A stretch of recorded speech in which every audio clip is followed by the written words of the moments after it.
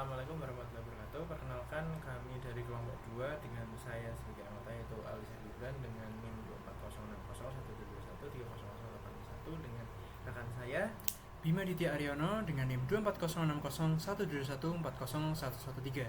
Di sini kita akan melakukan presentasi tugas besar asisten tertanam, yaitu melakukan forecasting, yaitu mengembangkan model untuk forecasting cuaca di Kota Bandung, yaitu forecasting 24 jam ke depan dari data hourly selama 3 tahun. Data hourly ini didapatkan dari openmeteo.com.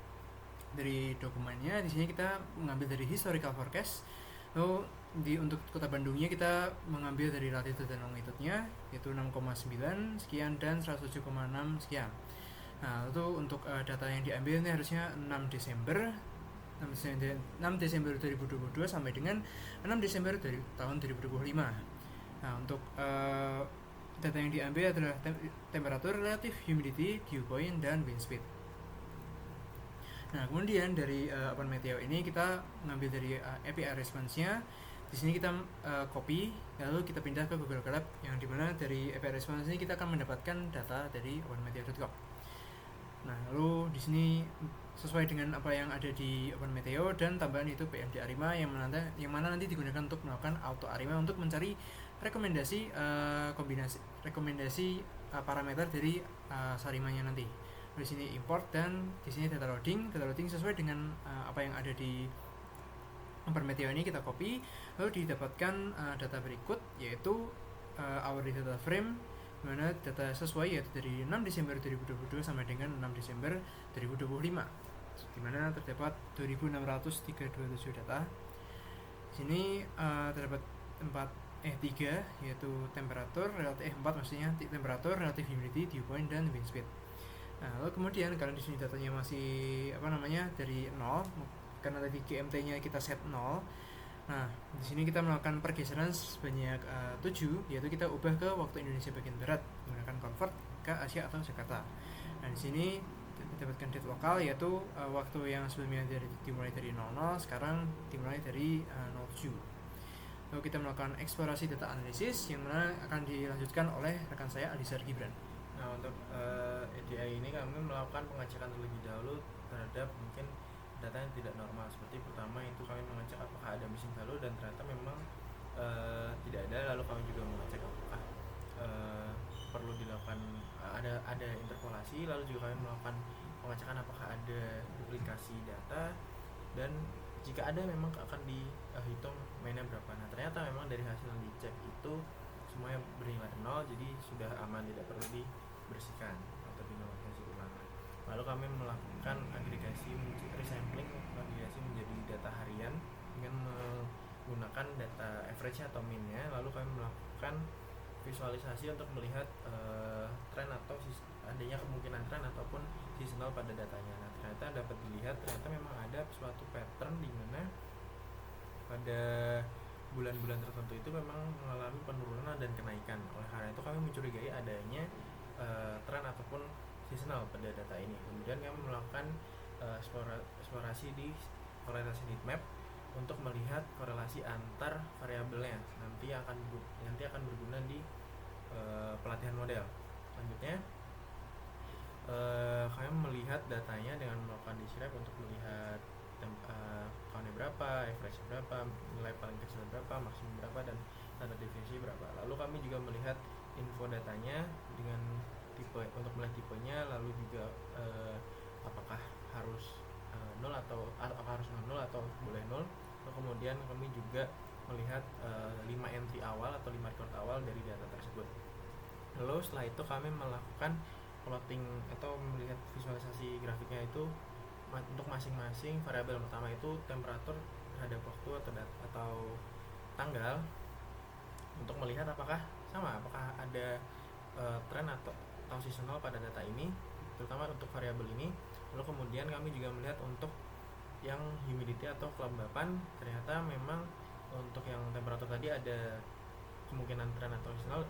Sama untuk humidity juga, untuk trennya mungkin cukup stasioner, tapi untuk seasonal memang pada bulan-bulan tertentu memang naik dan turun. Lalu kemudian kami lihat untuk wind speed ini sama, ada tren dan seasonalnya kemungkinan masih hipotesis kami. Lalu kemudian kami melakukan correlation heat map lagi karena memang tadi kami sempat melakukan normalisasi waktunya menjadi ke waktu lokal dan menyimpannya di date lokal. Nah, di sini kami hanya eksplorasi saja untuk memastikan bahwa date lokal ini apakah sangat berkorelasi tinggi dengan variabel yang lain. Nah, kemudian kami juga melakukan box plot, mengecek box plotnya untuk melihat apakah ada outlier, dan ternyata memang ditemukan banyak data outlier yang kemungkinan memang berasal dari anomali cuaca. Nah, seharusnya memang pada kasus-kasus biasanya untuk outlier ini biasanya dibersihkan atau diolah sehingga tidak menghasilkan bias yang terlalu besar pada model pada saat training. Tapi kami memutuskan untuk membiarkan atau tidak menghapus atau mengolah ulang outliernya karena memang asumsi kami untuk setiap tahun itu biasanya memang ada anomali cuaca, sehingga bias ini kami gunakan sebagai bias tambahan lah untuk agar si modelnya ini nanti mungkin yang lebih akurat seperti itu. Nah, selanjutnya kami melakukan pengecekan pada ACF dan periodogram. Nah, fungsinya untuk apa? Untuk melihat berapa kira-kira periode yang paling tepat untuk digunakan pada pelatihan nanti. Di sini untuk ACF itu dapat dilihat bahwa ada kemungkinan tren juga yang akan dibuktikan nanti di seasonal decomposition-nya. Tapi di sini dapat dilihat dia turun secara linear, pelan-pelan, tidak terlalu cepat, yang menunjukkan mungkin ada tren. Lalu kemudian dia membentuk lembah, kemudian membentuk gunung lagi. Kemungkinan itu ada pattern untuk seasonal. Nah, untuk periodogram itu memang untuk melihat apakah berapa periode yang paling optimal untuk nanti digunakan sebagai parameter seasonalnya. Nah, kemudian kami mengecek seasonal decomposition. Kami melakukan beberapa eksplorasi di mana periode yang pertama dicoba adalah 365. Meskipun tadi sudah melakukan ternyata lebih dari 8.000, tapi kami tetap akan mencoba untuk yang tahunan, itu 365. Nah, ternyata dapat dilihat untuk trennya itu sebenarnya cukup stasioner karena memang angkanya rata-rata masih di atas 28, tapi memang berapa kali turun, tapi kita dapat menganggapnya sebagai stasioner. Nah, untuk seasonalnya memang cukup terlalu padat ya, karena memang datanya itu sebenarnya cukup banyak, jadi tidak bisa dipadatkan menjadi 3.600.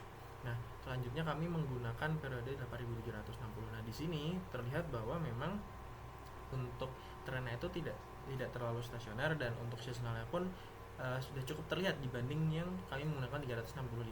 Dan di sini seasonalnya itu cukup terlihat dia turun dan naik pada waktu-waktu tertentu, pada periode tertentu untuk yang temperatur. Nah, selanjutnya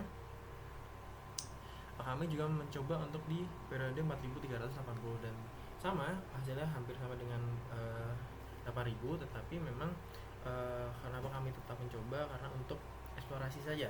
Nah, sebetulnya memang kami nanti akan menggunakan yang 8.000. Nah, lalu kami coba untuk yang 56 karena memang eksplorasi juga, ternyata memang hasilnya cukup jelek di seasonalnya karena biru semua. Nah, kemudian untuk data preparation akan dijelaskan oleh rekan saya. Ya, selanjutnya adalah data preparation. Di sini kita melakukan agregasi data hanya untuk model Sarima atau Sarimax. Nah, di sini agregasi data dilakukan karena dari tugas-tugas sebelumnya, yaitu di mana kita mendapatkan tugas untuk sama juga melakukan forecasting terhadap suhu harian. Dimana dalam suhu harian tersebut, ketika kita menggunakan masih dalam bentuk suhu harian, waktu untuk komputasinya dari beban dan waktu itu sangat berat dan lama. Yang mana yang hardware yang ada itu spesifikasinya tidak memadai untuk melakukan forecasting terhadap waktu harian menggunakan Sarima. Nah, di sini dari pengalaman yang sudah ada, kita mengubah ke bentuk weekly atau mingguan, di mana untuk bentuk mingguan ini untuk Sarima sendiri dia masih bisa untuk melakukan untuk nantinya digunakan auto Arima untuk menentukan parameter yang mana nantinya akan direkomendasikan agar menghasilkan model Sarima yang paling baik dari yang nantinya sinyal period yang sudah di set di awal. Kemudian kita melakukan data splitting. Di sini data splitting dibagi menjadi 3, yaitu train, test, dan validasi, di mana dibagi menjadi rasionya adalah 7:2 dan banding 1. Di mana untuk training sendiri dia terdapat 1.800 data, untuk testing terdapat 5.000 data, dan untuk validasi terdapat 2.600 data. Lalu kemudian untuk DF daily, nah di sini kita sebelumnya sudah melakukan untuk di sini hanya khusus digunakan untuk si Sarima. Nah di sini kita udah melakukan untuk daily terlebih dahulu untuk melakukan auto arima, dan di mana sebenarnya juga udah dilakukan untuk hourly. Nah di keduanya tersebut sama terjadi, yaitu terjadinya session dari Google Colab ini terminate karena RAM-nya sudah penuh melebihi 12 GB, sehingga kita menggunakan data weekly, kita ubah menjadi weekly. Di sini sama, yaitu train dan tesnya kita sesuaikan dengan data weekly yang ada. Untuk money tidak jadi digunakan karena untuk weekly sendiri ketika kita menggunakan auto arima dia sudah bisa. Lalu kita lanjut ke model training. Di model training akan dilanjutkan oleh Aldizar Gibran. Nah, untuk model training ini untuk Hall Winter kami langsung melakukan training saja, tetapi menggunakan data yang hourly. Karena apa? Karena memang untuk yang data ini itu ternyata dari Hall Winter beban komputasinya masih dapat ditampung oleh session di Google Colab-nya. Nah, untuk seasonal variety sesuai yang tadi telah ditemukan, itu kami menggunakan 8760. Itu dengan seasonal itu aditif. Untuk yang itu dipakai adalah temperatur 2M akan diprediksi seperti itu. Selanjutnya adalah untuk model Sarima. Nah, untuk Sarima ini kami menggunakan auto arima sehingga nanti menemukan rekomendasi parameternya secara langsung. Seperti itu nanti akan bisa dilihat hasilnya di visualisasinya. Nah, selanjutnya adalah untuk yang LSTM. Nah, LSTM ini kami memerlukan adanya normalisasi data menggunakan min-max scaler. Nah, kalau nomor yang akan diskalakan adalah temperatur 2M, relative humidity 2M, dew point 2M, dan wind speed 10M. Kalau misalkan ini tidak kami normalisasi, nanti akan terlalu senjang data antar kolom ya, atau antar variabel, sehingga perlu dinormalisasikan menggunakan min-max scaler. Nah, selanjutnya kami menggunakan moving window dengan lag-nya itu adalah 24 jam sebelumnya. Nah, di sini setelah ini kami membentuk train file testnya menggunakan lag time sebesar 24, nanti akan digunakan untuk sebagai pelatihan untuk memprediksi 24 jam selanjutnya. Nah, kemudian kami melakukan training melakukan LSTM, di mana terdapat beberapa layer dapat dilihat pada gambar, yaitu untuk yang pertama LSTM 100 dengan parameter 100 true, input shape adalah extreme shape 1 dan extreme shape 2, lalu melakukan dropout sebesar 0,2 LSTM, lalu kemudian lanjutkan dengan LSTM 25 dan seterusnya.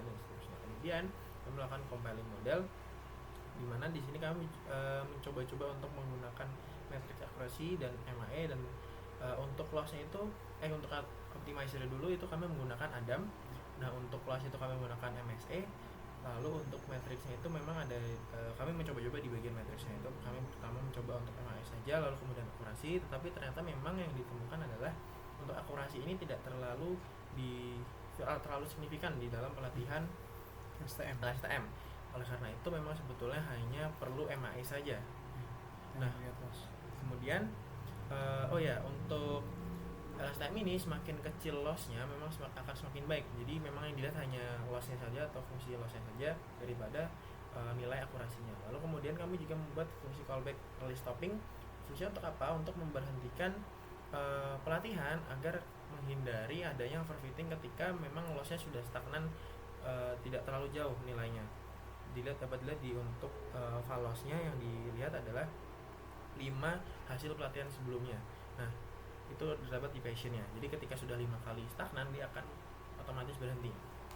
Meskipun memang epoch yang dimasukkan awalnya adalah 50, tapi karena memang sudah stagnan, kalau tidak turun lagi, maka berhenti pada epoch 20 pelatihannya, seperti itu. Lalu untuk forecast akan dijelaskan oleh Erkan. Oke, selanjutnya adalah forecast. Ini kita dimulai dari model hot winter. Untuk model hot winter kita untuk forecastnya langsung saja, dimana dari library-nya sendiri kita tinggal memanggil fungsi forecast. Lalu untuk stepnya kita akan forecast seberapa banyak, yaitu karena kita melatihnya data per jam dan kita akan melakukan forecasting selama 24 jam ke depan, maka forecast stepnya adalah 24. Di sini dari grafik yang ada bisa dilihat bahwa hasil dari forecast yang berwarna hijau dan aktualitas data yang berwarna kuning. Untuk dari forecast sendiri dia karena hasil yang didapatkan itu sangat-sangat berbeda jauh, dimana dari hasil forecast sendiri dia sangat tinggi dibandingkan dengan aktual data yang ada. Nah, ini dikarenakan karena dari kelemahan dari Hot Winter dibandingkan dengan dua yang lainnya adalah karena Hot Winter sendiri dia tidak adanya, karena dia hanya melihat ke depan, sementara dia tidak bisa melihat atau menyimpan atau membaca data sebelumnya, sehingga data yang dihasilkan ya tidak akan selalu tidak pasti akan memiliki nilai yang akuratnya tinggi. Sini juga dilihat bahwa dari root mean square error-nya itu 0,3 cukup kecil, tapi jika dibandingkan untuk nanti seperti LSTM dia akan lebih rendah daripada ini. Lalu untuk model Sarima, di sini karena Sarima kita menggunakan model weekly, maka kita untuk forecastingnya hanya bisa dilakukan secara weekly. Karena seperti yang sudah disebutkan sebelumnya, yaitu karena keterbatasan perangkat yang ada sehingga kita mengubah ke weekly. Nah, bisa dilihat dari hasil forecastingnya di sini, yaitu dari aktual test datanya dan dibandingkan dengan weekly Sarimanya yaitu yang berwarna ungu, aktual data berwarna kuning. Di sini bisa dilihat bahwa untuk Sarima sendiri dia tidak memiliki akurasi yang begitu kuat. Mungkin nanti bisa dilihat perbedaannya dengan Sarimax menggunakan exogenous. Nah, ini juga untuk Sarima sendiri dia sangat lemah, bukan sangat lemah sebenarnya, bisa, cuman tergantung dengan perangkat yang ada. Tapi karena kita menggunakan weekly, maka dia root mean square error-nya pasti akan besar karena jangkauannya lebih besar daripada yang lainnya, karena yang lainnya per jam, sehingga karena jangkauannya besar maka root square error-nya pasti akan lebih besar daripada yang lainnya. Kemudian kita lanjut ke model LSTM. Di model LSTM sendiri kita sama forecast step-nya 24, kita akan melakukan forecasting ke 24 jam ke depan. Di sini bisa dilihat bahwa dibandingkan dengan dua yang lainnya, yaitu LSTM memiliki pola yang hampir sama dengan data asli.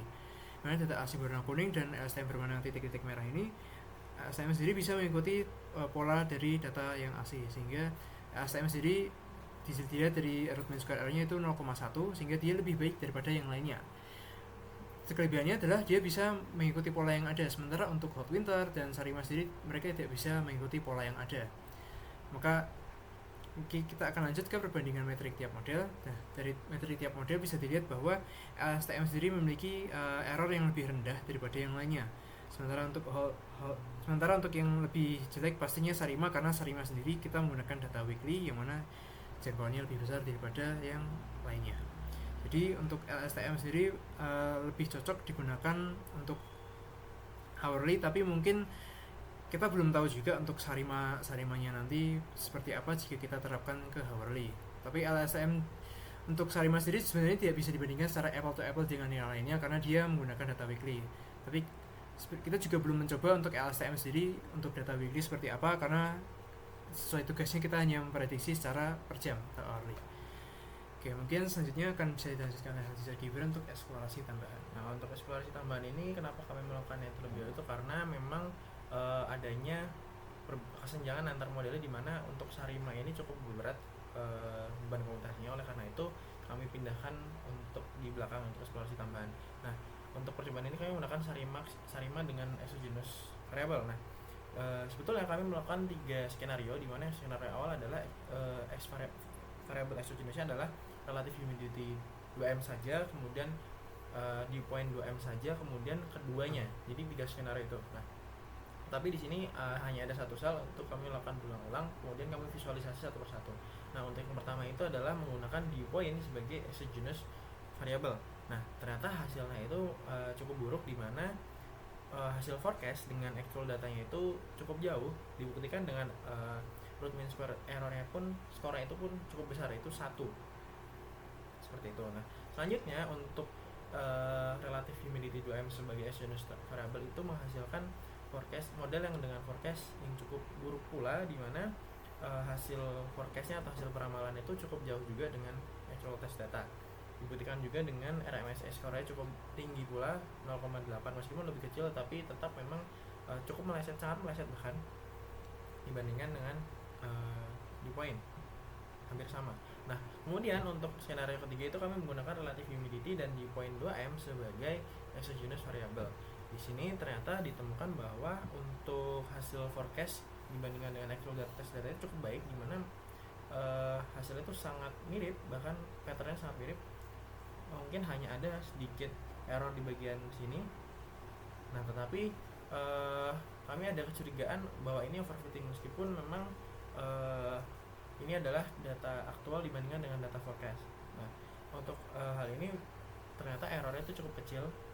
0,0. Nah, kenapa kami menggunakan dew point dan relative humidity sebagai exogenous variable? Nah, ini didasari pada temuan pada EDA di mana yang kami temukan di tahap correlation heat map.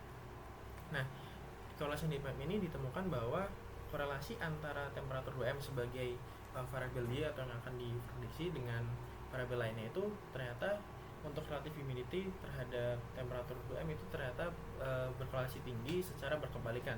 Implikasinya adalah ketika relative humidity 2M itu sangat rendah, artinya nanti temperatur 2M itu akan sangat tinggi dengan rasionya itu minus 0,62. Nah, untuk dew point implikasinya adalah ketika dew point itu tinggi, maka temperatur pun akan tinggi seperti itu. Nah, kalau kenapa kami menggunakan dua ini, kenapa tidak wind speed juga dan date local? Karena memang pada temuan correlation heat map ini hanya relative humidity dan dew point yang korelasinya tinggi. Jadi kami hanya menggunakan variabel yang memiliki skor di atas 0,5 atau di bawah minus 0,5.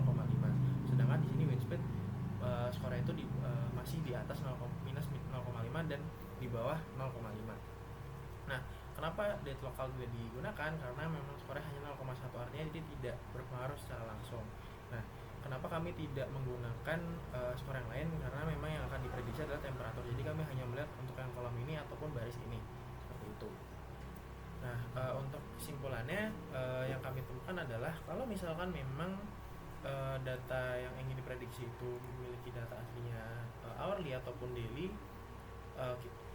terbatas di perangkat yang digunakan untuk pelatihan ataupun forecast, karena memang jika model yang digunakan adalah Sarima itu cukup beban komputasi cukup berat.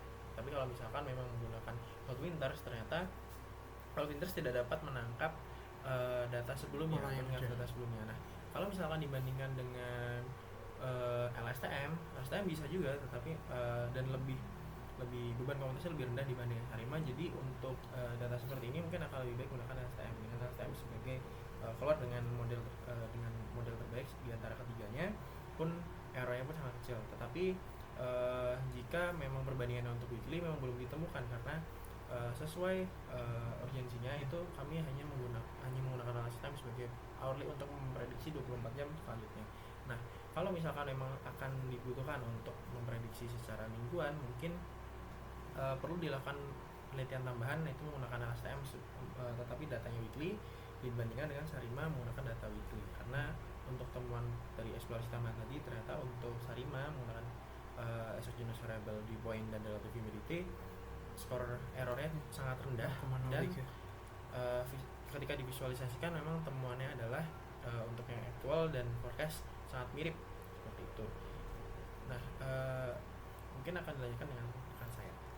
Mungkin untuk tambahan untuk Sarima sendiri mungkin dia lebih cocok digunakan untuk data yang tidak banyak atau mungkin tidak harian atau tidak harian dan tidak per jam, seperti mingguan atau mungkin di tingkatan di atasnya seperti bulanan atau tahunan, dikarenakan keterbatasan dari perangkat yang ada. Mungkin jika perangkatnya memadai, mungkin Sarima sendiri bisa lebih baik dari LSTM. Mungkin juga untuk LSTM juga harus kita perbandingan juga untuk weekly. Tapi mungkin untuk lebih lanjut lagi, mungkin yang sekarang masih menyesuaikan dengan urgensi yang ada. Oke, mungkin sekian dari kami. Kurang lebihnya kami mohon maaf. Terima kasih atas kesempatan dan waktunya. Wassalamualaikum warahmatullahi wabarakatuh.